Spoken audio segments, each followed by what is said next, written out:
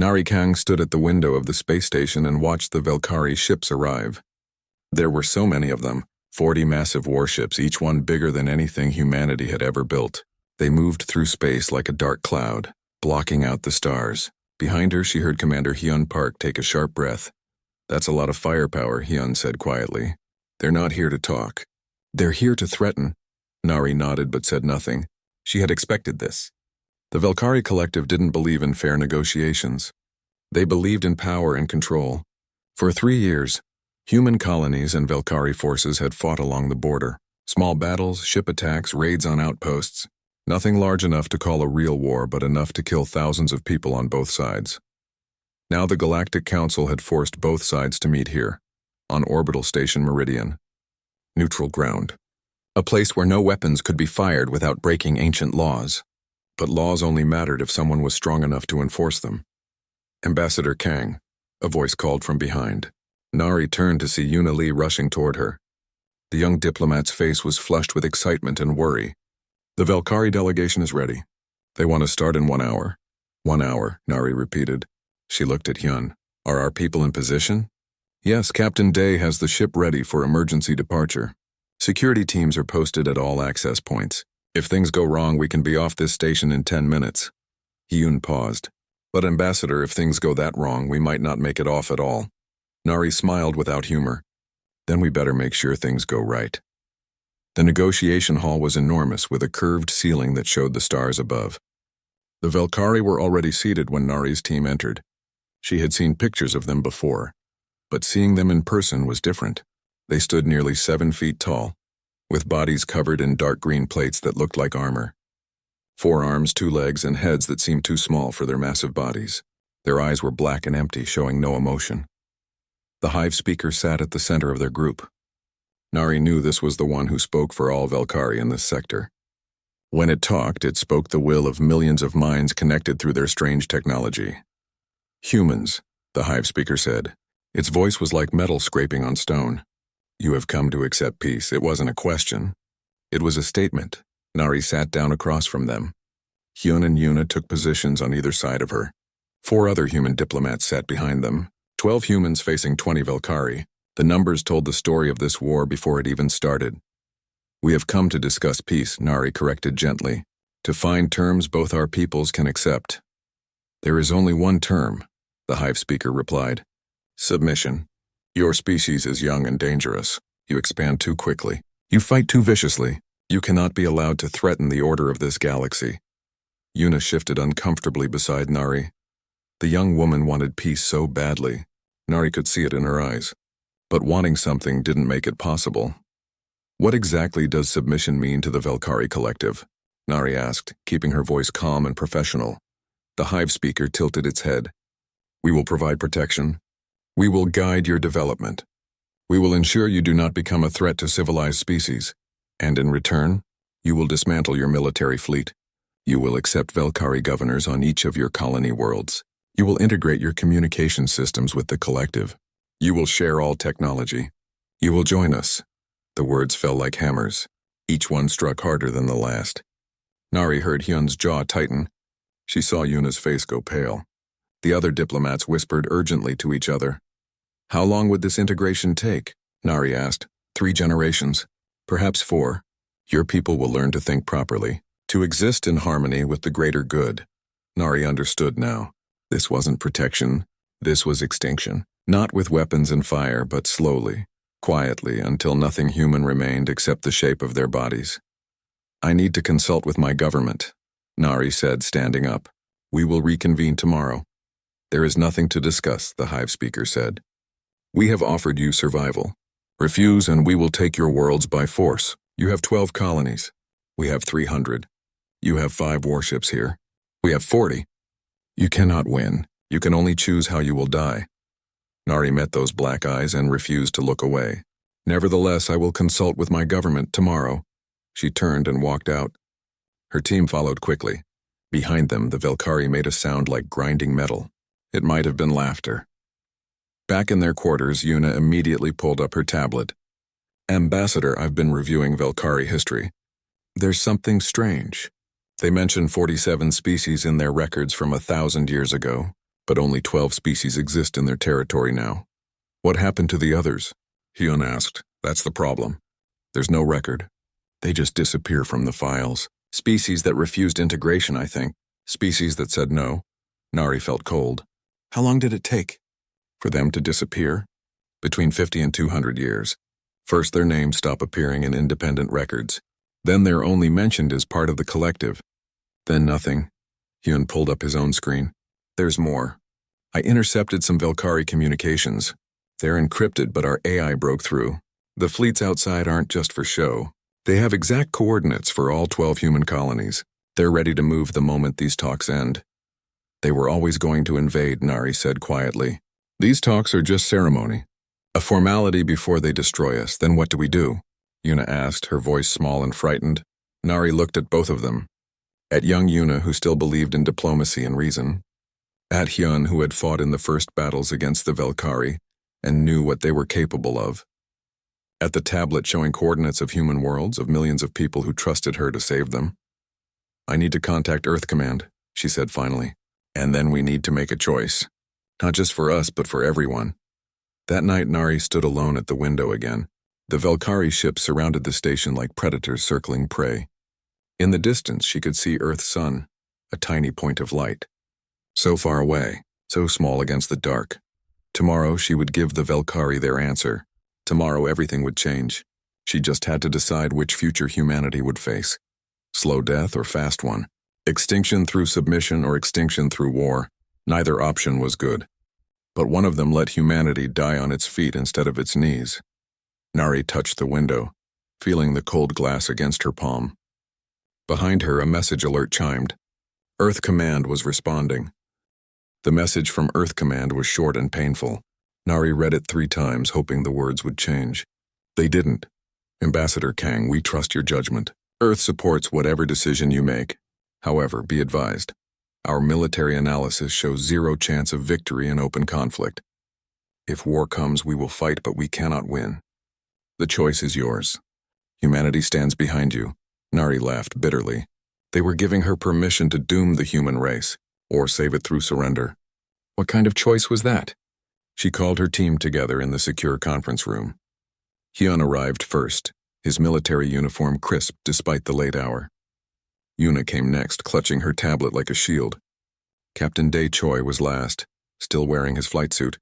He had been running emergency drills with the ship crew all night. Earth has responded, Nari said without greeting.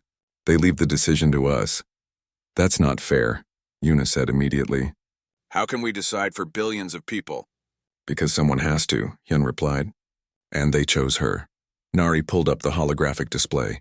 It showed all 12 human colony worlds, small dots of light in the vast darkness of space.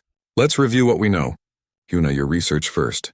The young diplomat stood, her hand shaking slightly. I found 35 species that were integrated into the Velkari collective over the past 1,000 years. All of them started with negotiations just like this. All of them accepted protection. Within 200 years, each species stopped existing as an independent culture. Their languages died. Their traditions disappeared. They became Velkari in everything but appearance. They were erased, Captain Dae said flatly. Killed without weapons? Yes, Yuna said quietly. But they survived. Their people still live. If we fight, everyone dies, Hyun stood next. My turn. I've been monitoring Velkari fleet movements. They positioned invasion forces at every human colony 2 weeks ago, before these talks even started. They're ready to attack within hours of getting the order. So the talks are meaningless, Nari said. Not meaningless. They're a trap. If we say yes, we lose slowly. If we say no, we lose quickly. Either way, we lose, Captain Dae spoke for the first time. I fought in the first contact war. 8 years ago when we first met the Velkari at Colony Sebio. They took prisoners. 3,000 of them. He paused, his jaw tight. When we finally rescued them, most were still alive. But they weren't human anymore. The Velkari had started integration experiments, trying to connect human minds to their collective network. It didn't work well. Most of the prisoners went insane. Yuna looked sick. I didn't know. It's classified. But the ambassador needs to know what integration really means. Dai looked at Nari. Those prisoners? The ones who survived? Half of them killed themselves within a year. They couldn't live with what had been done to their minds. The room fell silent. Nari stared at the holographic display, at those 12 small lights representing humanity's future. "What do you think we should do?" she asked Yuna. The young woman wiped her eyes. "I think we should accept. I think we should survive, even if it means changing. Maybe in 200 years we could resist from inside. Maybe we could stay human somehow. Yun, I think we should fight. Even if we lose, we should make them pay for every world. Make it so expensive that other species will think twice about defying them." "Captain Day," the pilot smiled sadly, "I think it doesn't matter what I think. You're the one who has to decide. But I'll tell you what I know. I've flown with humans for 20 years. We're stubborn. We don't give up. We survived ice ages and plagues and wars before we ever left Earth. If we accept Velkari control, that's not survival. That's giving up everything that makes us human." Nari stood and walked to the window. She could see Earth's sun, impossibly far away. She thought about her mother on Colony Sabiol, her brother on Mars, her friends scattered across 12 worlds, all of them trusting her to make the right choice. She thought about her grandfather. He had told her stories when she was young, stories about Korea's history, about times when foreign powers tried to control them, about resistance and occupation and the price of freedom. "My grandfather used to say something," Nari said quietly. "He said that some things are worse than death. He said that a people who accept slavery deserve neither freedom nor survival." "That's harsh," Yuna whispered. "Yes. But he lived through occupation. He knew what it meant to lose your identity, to be forced to change everything about yourself to please your masters." Nari turned back to her team. "I've made my decision." The next morning, Nari walked into the negotiation hall with her head high. The Velkari were waiting. The hive speaker stood as she entered. "Have you consulted with your government?" it asked. "I have. And you accept our terms?" Nari sat down slowly. She placed a small data chip on the table. "These are humanity's counterterms.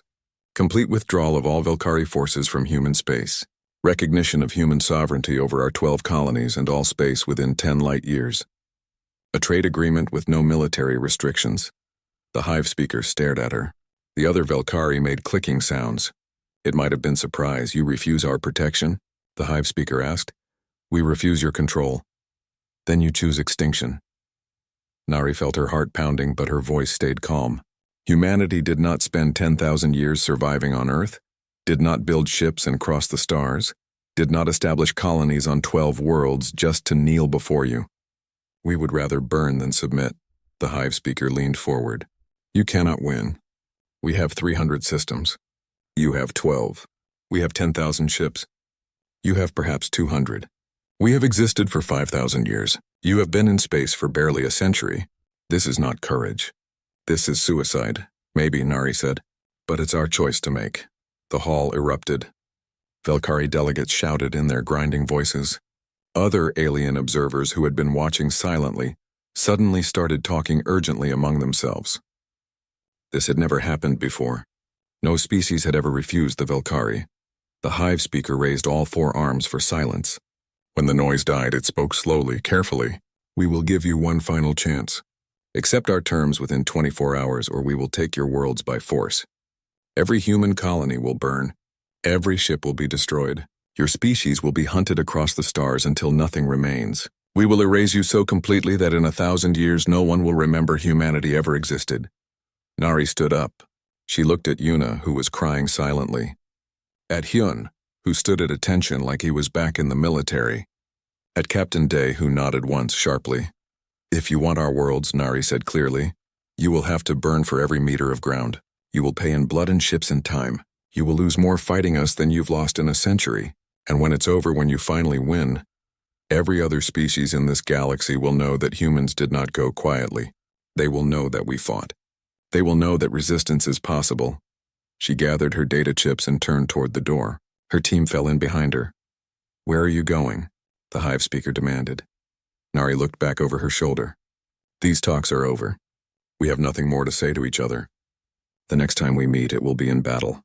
She walked out. Behind her, the Velkari began making that grinding sound again. This time she was certain it was not laughter. It was rage. In the corridor outside, Yuna grabbed Nari's arm. "What have we done?" she asked desperately. "We've chosen who we are," Nari replied. "Now we have to live with it. Or die with it." Hyun was already on his communicator. All security teams execute emergency departure.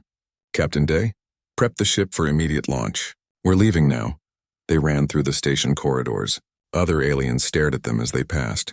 A Trillian ambassador stepped forward, blocking their path. Ambassador Kang, please, the Trillian said. Its voice was sad and tired. My people submitted to the Velkari 400 years ago. We chose survival. Don't make the mistake we made. Don't choose pride over existence, Nari stopped. Your people still exist? Our bodies exist. But we are not Trillians anymore. We are extensions of the collective. We think their thoughts. We serve their purposes. We are alive, but we are not free. The Trillian touched Nari's shoulder gently. Perhaps you are right. Perhaps death with honor is better than life without identity. I'm sorry, Nari said.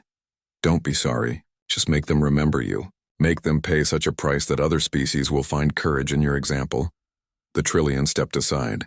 Nari and her team continued running. They reached their ship just as the station alarms began blaring. Velkari soldiers were moving to block the docking ports, but Captain Day had already started the launch sequence. The ship's engines roared to life. Strap in, Day shouted from the pilot's seat. This is going to be rough. The ship tore away from the docking clamp before it was fully detached. Metal screamed and sparks flew. Velkari ships immediately moved to intercept, but Day was faster. He threw the ship into a wild spin, dodging between the massive warships. They're targeting us, Hyun called out. They won't fire, Day said confidently.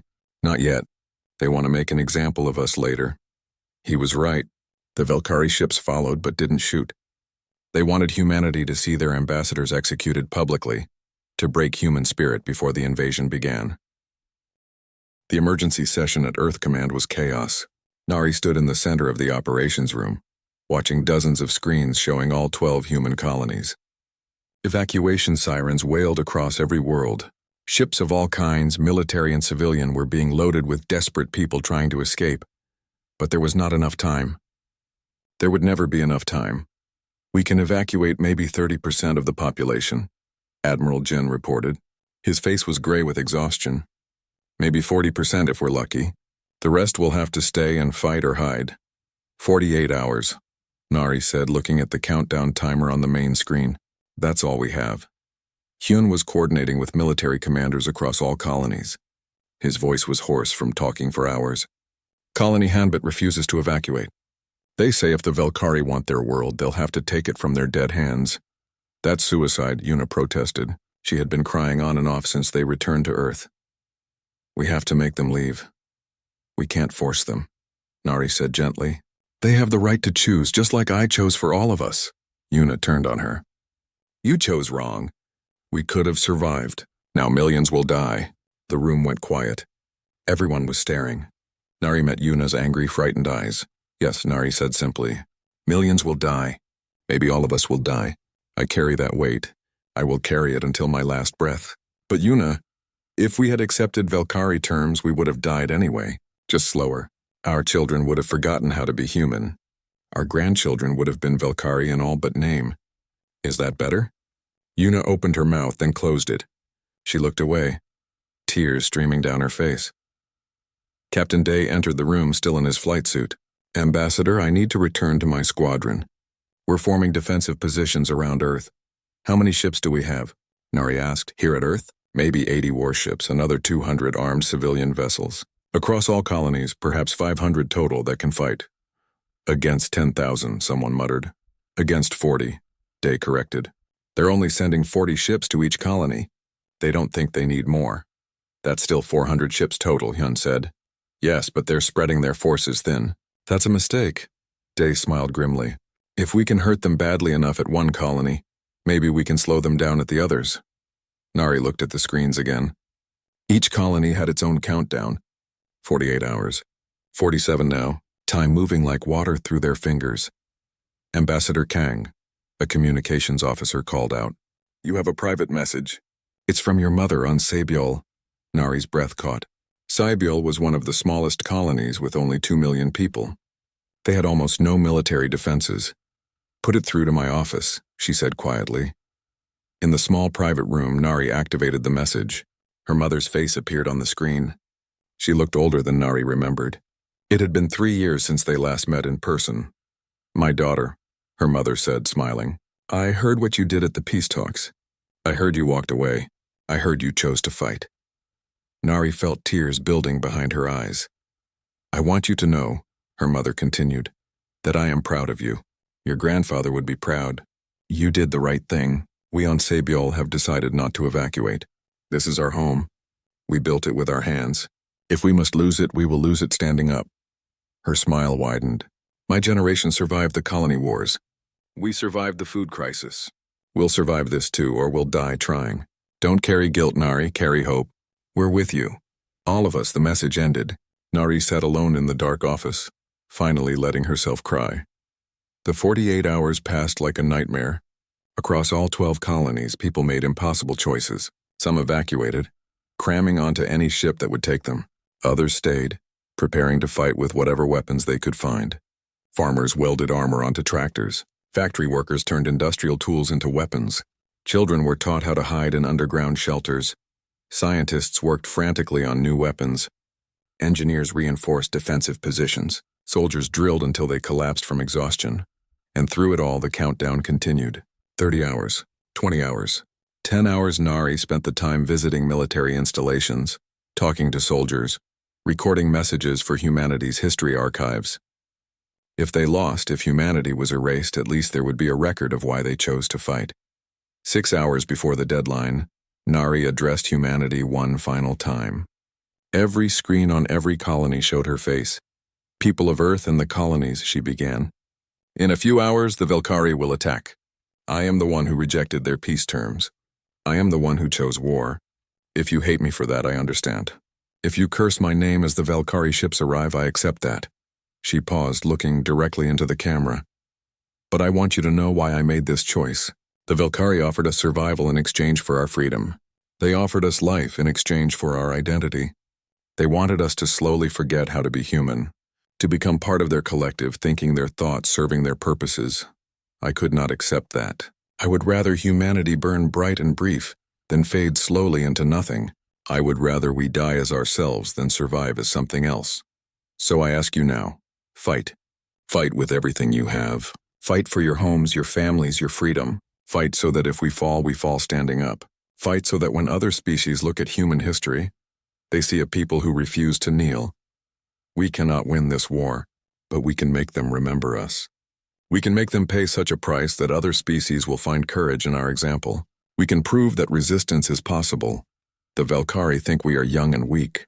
Let's show them what humans can do when we have nothing left to lose. The broadcast ended. Nari sat back, exhausted. Hyun appeared in the doorway.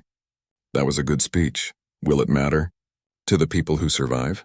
Maybe to the people who die fighting? Definitely. The final hour arrived. On the main screen in Earth Command, Nari watched as sensors picked up massive energy signatures. The Velkhari fleets were emerging from hyperspace. They're here, someone announced unnecessarily. 40 ships appeared above each colony, exactly as predicted. 480 vessels total, spread across 12 systems. The Velkhari weren't taking chances, but they also weren't using their full strength. They didn't think they needed to. All colonies report Velkhari ships in orbit, the communications officer said. They're hailing us. Put it through, Nari ordered. The hive speaker's face appeared on the screen. Humanity. This is your final chance. Surrender now and we will spare your cities. Resist and we will burn your worlds to ash. Nari stood up. Every human in Earth Command was watching her. On all 12 colonies, billions of people were listening. The answer, Nari said clearly, is no. The hive speaker tilted its head. Then you have chosen extinction. So be it. The screen went black. For 3 seconds, nothing happened. Earth Command was silent. Everyone held their breath. Then across all 12 colonies, the Velkhari began their attack and humanity began to fight back.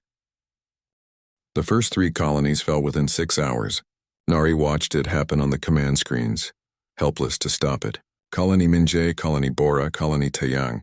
The Velkhari bombardment was precise and overwhelming. Cities burned. Defense stations exploded. Ships died in the black of space, but the other 9 colonies held. And as they held, the Velkhari learned something they had never expected. Humans were terrifying when cornered. At Colony Hanbit, where 2 million people refused to evacuate, The Velkhari sent their troops down expecting quick surrender. Instead, they found every street prepared for war. Civilians had turned their city into a fortress. Buildings were rigged with explosives. Underground tunnels connected defensive positions. Even children carried weapons. The Velkhari ground forces advanced into the capital city. They had fought hundreds of campaigns, conquered dozens of species. This should have been simple. The first explosion killed 30 Velkhari soldiers. The second killed 40. By the end of the first day, they had advanced only 2 kilometers and lost over 200 troops. The humans fought from buildings, from sewers, from hidden bunkers. They used tactics the Velkhari had never seen. Suicide drones made from civilian equipment. Traps that used mining explosives. Ambushes from impossible angles. They're fighting like animals, the Velkhari ground commander reported to the fleet above. No honor, no rules. They hide among their own civilians. They sacrifice themselves just to kill one of us. Exterminate them all, came the reply. But extermination took time, and time was something the Velkhari suddenly didn't have enough of. In space above Earth, Captain Day was leading a squadron of 20 fighters against a Velkhari battleship. His ships were tiny compared to the enemy vessel. Mosquitoes attacking an elephant. The Velkhari commander probably didn't even consider them a threat. That was a mistake. All wings. Execute pattern Delta, Day ordered calmly. His squadron split into 4 groups, approaching from different angles. The Velkhari ship's weapons tracked them, firing massive plasma bolts that could vaporize a fighter in an instant. But the fighters were fast and small. They dodged, weaved, scattered like leaves in wind. And while the battleship was focused on them, it didn't notice the 20 civilian freighters approaching from behind. Freighters are in position, Day's co-pilot reported. Execute, Day ordered. The freighters accelerated to ramming speed. Their holds were packed with fusion reactors set to overload. 20 bombs disguised as ships, piloted by volunteers who knew they wouldn't return. The Velkhari noticed them too late. They tried to change course, tried to target the freighters, but momentum and distance betrayed them. 19 of the 20 freighters hit the battleship's rear shields. The explosions lit up space like a new sun. When the light faded, the Velkhari battleship was a drifting wreck. Its back half completely destroyed. 200 human volunteers had died in those freighters. But they had killed a ship that required 3,000 Velkhari to crew. Target destroyed, Day reported, his voice heavy. Returning to base. At Earth Command, Hyun was coordinating a different kind of warfare. His team had found a weakness in the Velkhari communication system. The way their ships talked to each other, sharing information through their collective network, created a vulnerability. If we can inject false data into their network, Hyun explained to Nari, we can confuse their fleet coordination. Make them think our ships are in different positions. Maybe even make them fire on each other. How long to develop the weapon? Nari asked. It's already done. We just need to get close enough to upload it. That's a suicide mission. Hyun smiled grimly. Everything we do now is a suicide mission. At least this one might save lives. He led the mission himself. 20 volunteers in a small stealth ship, racing toward the Velkhari fleet. They were detected, of course. Velkhari weapons destroyed the ship, but not before Hyun uploaded the virus. For the next 3 hours, the Velkhari fleet above Earth descended into chaos. Ships reported false positions. Targeting systems locked onto friendly vessels. The collective network so efficient at coordinating millions became a liability. The Velkhari had to disconnect from each other to fight effectively. And when they disconnected, they lost their greatest advantage. Human forces struck hard during the confusion. They destroyed 6 more Velkhari ships and damaged dozens of others. When the Velkhari finally purged the virus and restored their network, they had lost nearly a quarter of their fleet. But Hyun Park was dead, along with his entire team. The war continued. Days became weeks. Humanity fought with everything they had. Conventional weapons, improvised weapons, psychological warfare, guerrilla tactics, every trick, every strategy, every desperate gambit. At Colony Sibyul, where Nari's mother lived, the people fought from underground bunkers. The Velkhari controlled the surface, but the humans had built an entire city below ground. They launched raids, destroyed supply lines, made the Velkhari pay for every meter of territory. Nari's mother led one of those raids. She and 30 others attacked a Velkhari supply depot. They succeeded, destroying enough ammunition to slow the invasion for 3 days, but she was killed in the fighting. When Nari received the news, she was in the middle of a tactical meeting. She listened to the report, thanked the officer, and continued working. There would be time for grief later. If there was a later 3 weeks into the war, humanity still held 7 colonies. They had lost 5 and millions were dead. But 7 colonies still fought. The Velkhari had lost over 90 ships, more than they had lost in the past century. Other species across the galaxy were watching. The news was spreading.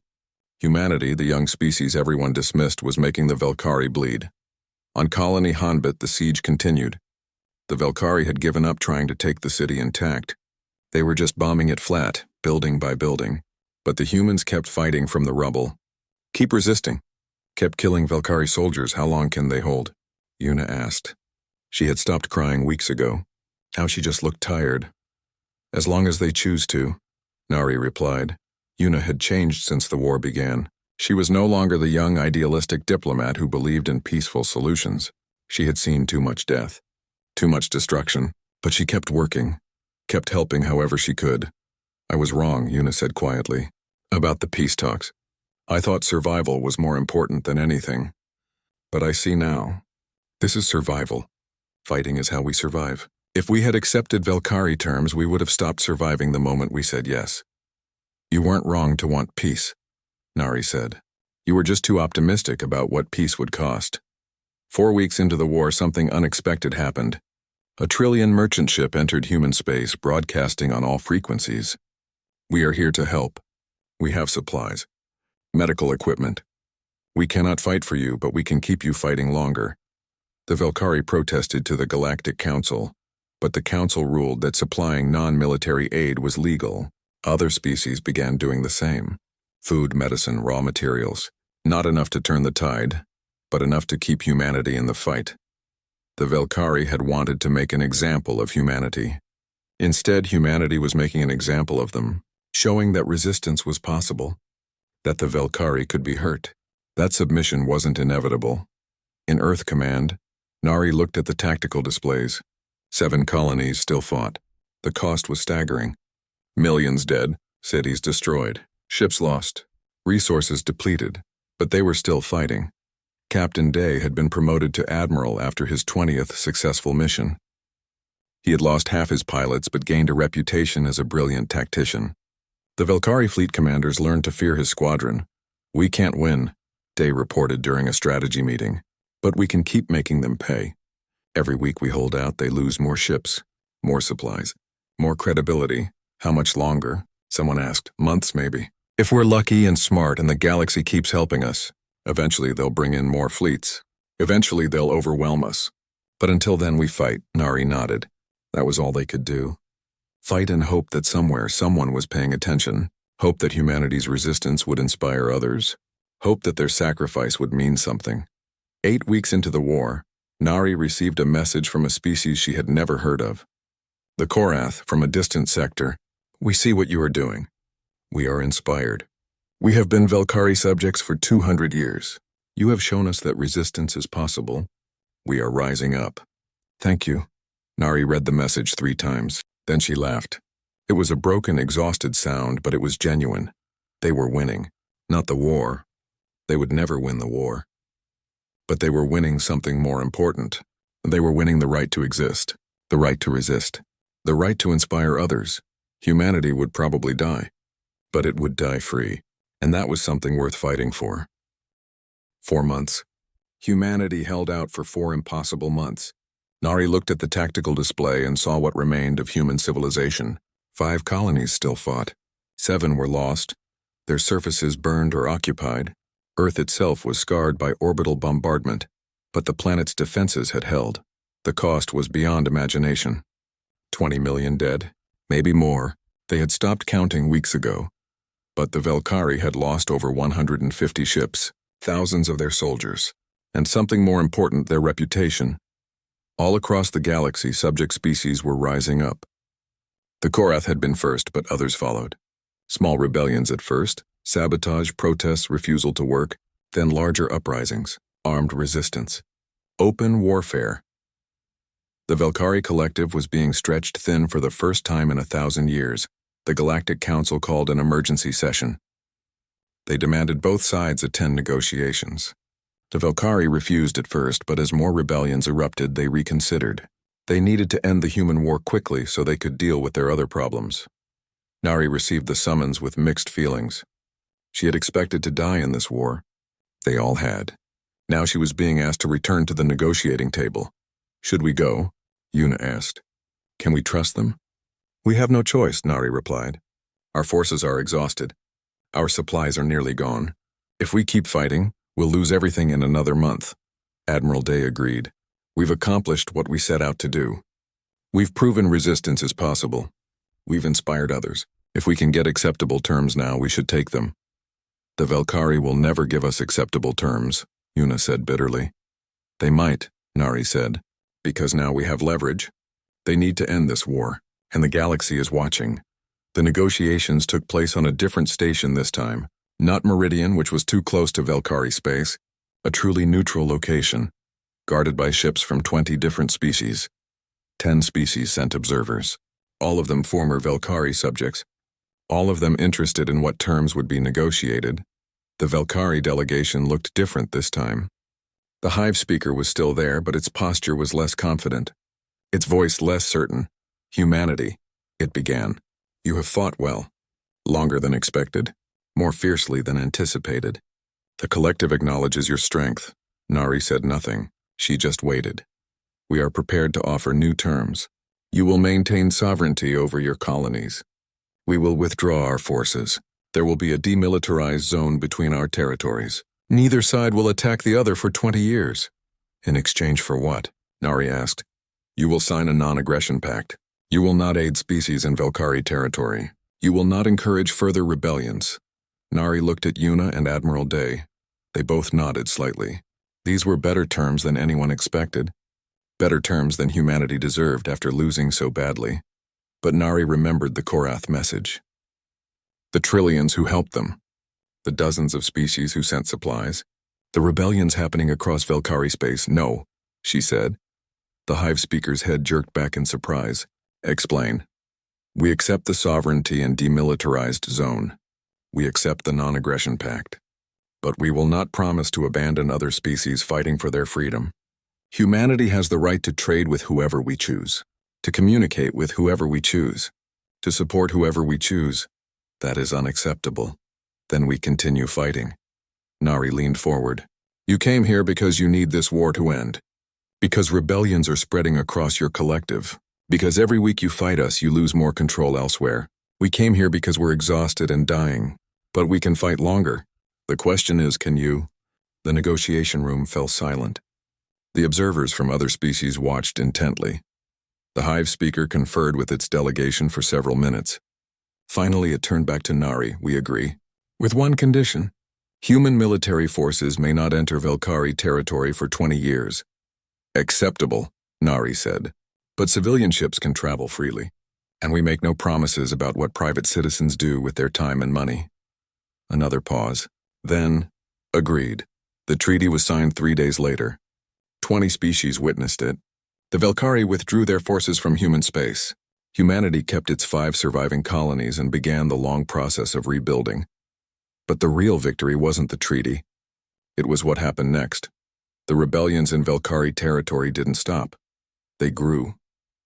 Human volunteers, claiming to be private citizens not bound by the treaty, traveled to rebel worlds. They brought weapons, training, supplies. They taught the same guerrilla tactics that humanity had used. Within a year, 15 species had broken free from the Velkari collective. Within 5 years, it was 30. The collective didn't collapse completely, but it fractured. Species that had been absorbed for centuries rediscovered their independence. Humanity became known across the galaxy not for their technology or their numbers, but for their stubbornness, for their refusal to give up, for their willingness to fight when the odds were impossible. A new alliance formed, the Free Species Coalition. 23 species, all former Velkari subjects, all inspired by humanity's example. They pledged mutual defense and cooperation. Yuna became the coalition's first Secretary General. She spent her days working with species humanity had never met before, building bridges, creating treaties. She was good at it. Better than anyone expected. Admiral Day continued serving in the military. He trained new pilots and commanded the rebuilt fleet. When the Trillions asked for military advisors to help their independence movement, he led the mission personally. Nari retired after the treaty was signed. She returned to Colony Sibyl, where her mother had died fighting. The colony was rebuilding slowly. Most of the surface cities were gone, but the underground cities remained. People were working to create new lives from the ruins.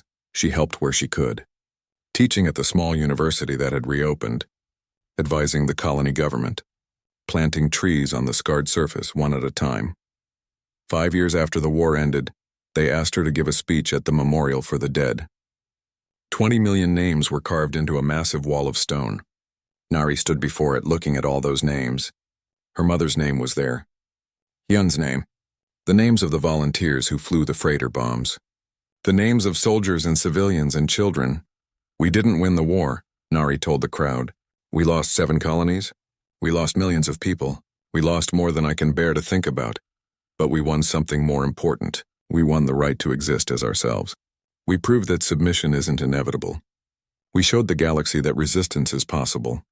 23 species are now free because we chose to fight. Hundreds of millions of people are living in liberty because we refused to kneel. That was worth the price. That will always be worth the price. She looked at the wall of names again.